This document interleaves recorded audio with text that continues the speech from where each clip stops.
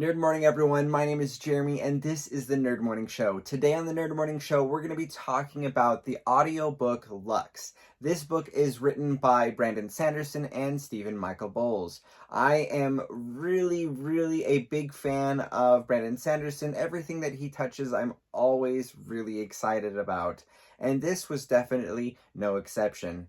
The book Lux is part of the Reckoners series universe. It's classified as a Texas Reckoners novel, and it does take place in Texas. It is only available on Audible, so it only has an audio version, and I would love for it to be coming out in print or things like that, but there is zero news of that and may not happen for years and years, if at all. So the only source in order to be able to get this book is through Audible. Now, this is going to be a spoiler-free video. I'm going to be talking about the book, but I'm not going to be getting into any big spoilers. So the narrator for this is MacLeod Andrews, and I thought he did a wonderful job. The runtime for this audiobook was 13 hours and 54 minutes, but I listened to my audiobooks a lot faster, so it took me a little bit of less time. And I think that it was really fun. It takes place as the same time as the other Reckoner books, so if you are a fan of the other books, they start with the book Steelheart by Brandon Sanderson. This is essentially taking place a longer period of time, but encompasses all three of those books. And so it's kind of fun to see, oh, this kind of looks like it's paralleling this moment in time. Oh, this looks like it's paralleling this moment in time. And for someone who's read the other books, it was fun to see characters or other type of nods to the other events that are happening inside of the Reckoner's universe.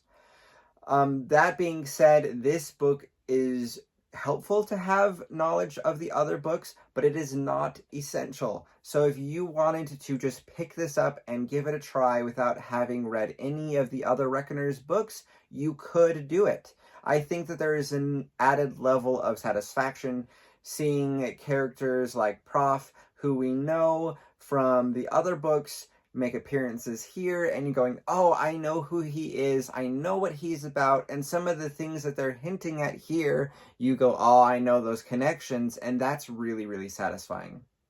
The pacing of this book, I thought, was really fantastic, especially in the first half. I absolutely loved the energy. It kept moving going. It had a lot of strong energy.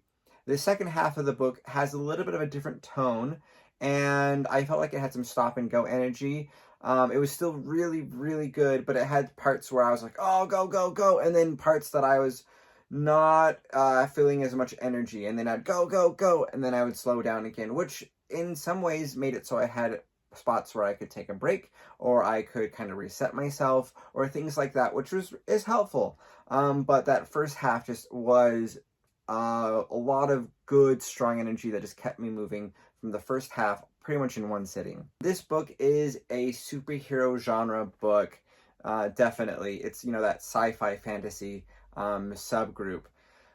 You have people with powers in this who have these magnanimous capabilities, and the thing about the Reckoner's universe is if you have superpowers because of situations that we learn through the first series, you will essentially become a villain. There are no heroes with powers, and so you have these group of people who are regular humans who are fighting back, and those people are the Reckoners. So you have these supervillains versus the Reckoners, these regular humans who generally through the first series looked like had some training, had some experience, but maybe not the most experience. Here we learn about a character like Jax and others like him who were pretty much taken in and trained for years in order to be able to be a Reckoner and to be able to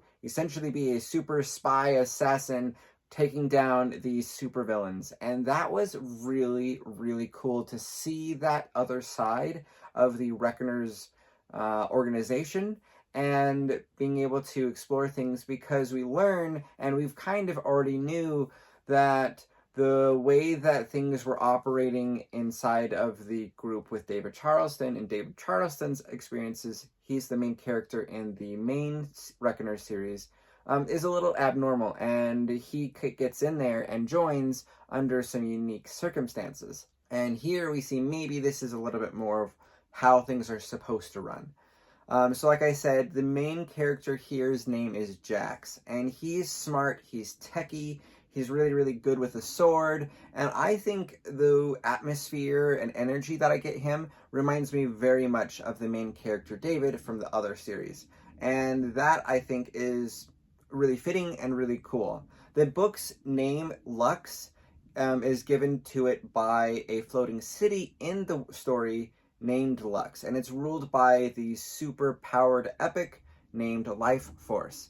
And I thought this was interesting because all the other books that we've had inside of the Reckoner series is named after an epic. Steelheart was an epic, Mitosis was an epic, and so forth. And I thought that was interesting that what we were getting was not the name of a epic, but the name of the city that the epic ruled.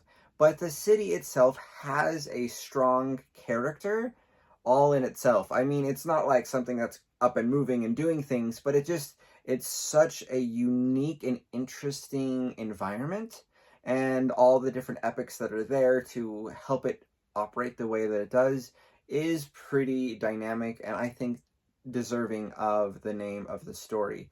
Also, their big goal all revolves around this city, maybe even a little bit more than the individual epics, which it was kind of like a Reckoners versus Steelheart, and thus they had that type of a naming. I don't know, I think it was really interesting, and it definitely lends to the focus of this story and how it's a little bit different than the other Reckoner books that we've had. I think this story is really approachable for people who are teens and up, and it's a becoming story, and then it also dives into that action hero type story. And I think both elements of that story were really fun and strong. I really enjoyed this book. I think it was cool to see more of the Reckoner's world, and I would love to be able to find more in here. And it looks like there's potential for maybe more books like this. If this one goes well, we may see more Reckoner stories in the future. So that's kind of my spoiler-free thoughts for you guys about this book. Let me know your thoughts. Put those in the comments below. You can find other Nerd Morning content at places like Instagram, Facebook, Twitter, and more at Nerd Morning. Thank you so much for watching, and we'll catch you guys next time.